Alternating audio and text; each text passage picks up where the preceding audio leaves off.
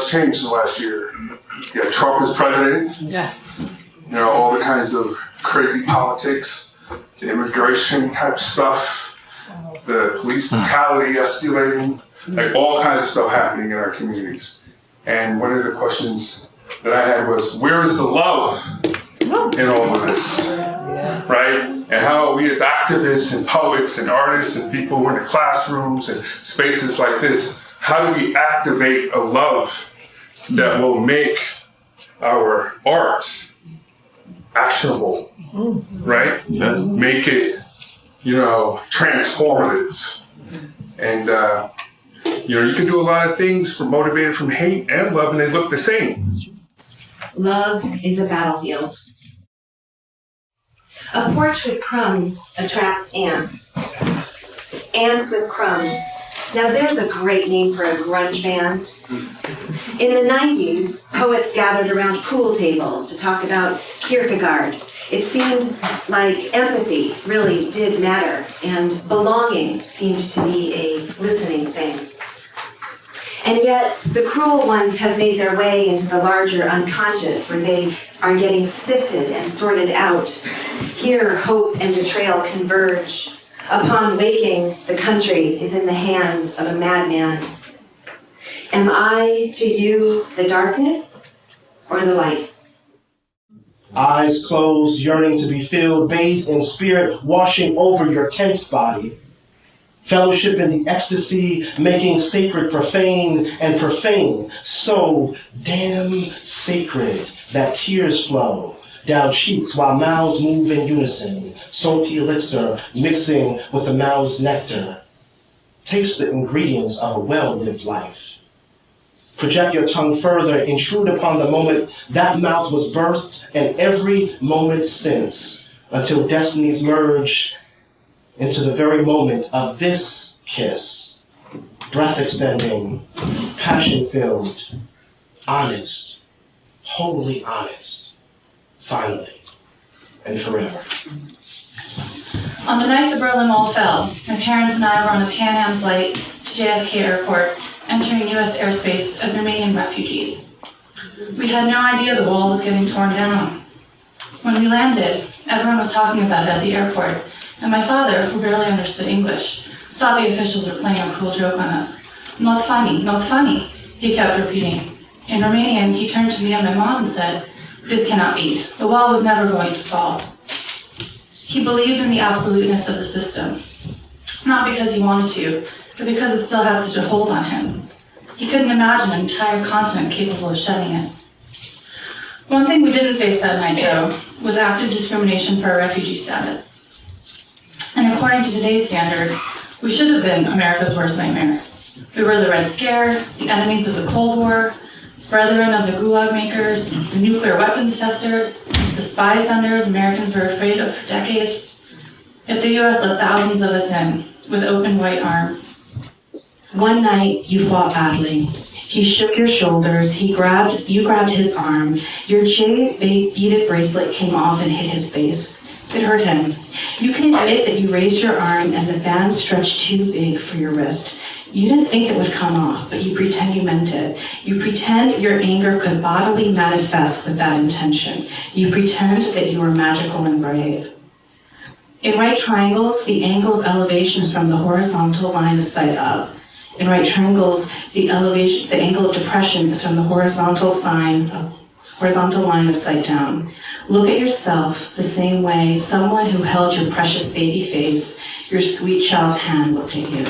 The angle of elevation. However, it is not just seeing, it is the messages you can't help but receive. Through that, though, you do contain multitudes. You are infinite. You're greater than the light of sight. Things fall apart.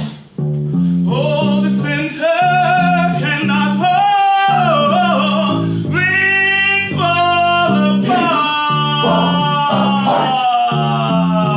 Things fall apart. Things fall apart. Oh Lord, the center cannot hold. Things fall apart. Things fall apart. Near anarchy.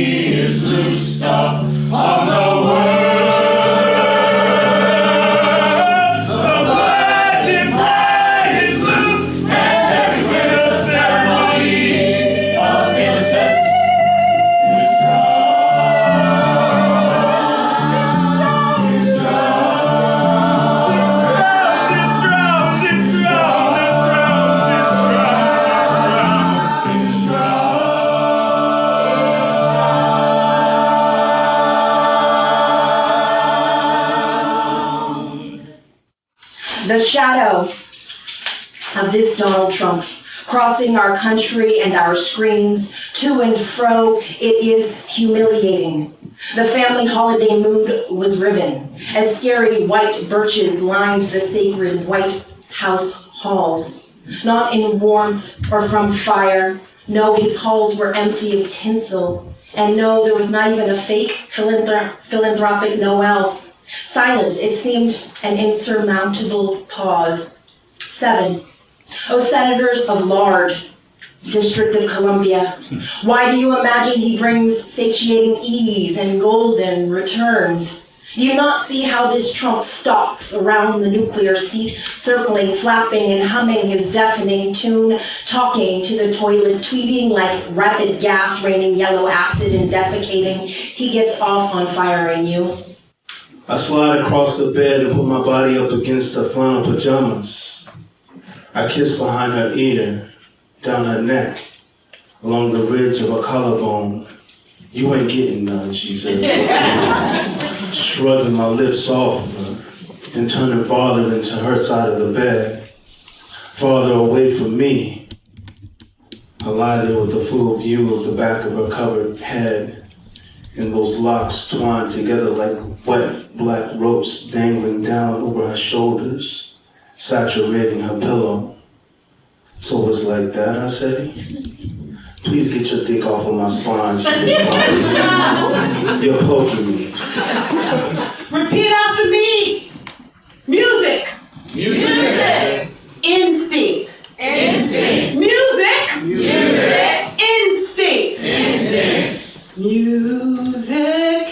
Music. Instinct. Instinct. Nice. See, that's my gift to you. See, go home and Google the Music Instinct and watch this documentary that is a beautiful, seamless merger of the empirical and the metaphysical, right? All right? See, all of these senses and energy centers is the gift of what it means to be alive on Earth. Forced into your livingness by your exact not steadiness. Molecular insurgents arriving among the ravenous stability who threaten change with immobility. If I don't move, is my move, no one moves. Where does the writer allow breath its removal? There is proportion among the language seekers, among the colloquial inventing recipes for stagnant breath, at war with their mobile brethren. I am gored by the headline masquerading as finished, a deification of balance by gods of instability. Approaching consumption without a flinch, the self-carnivore is the master of swallowing.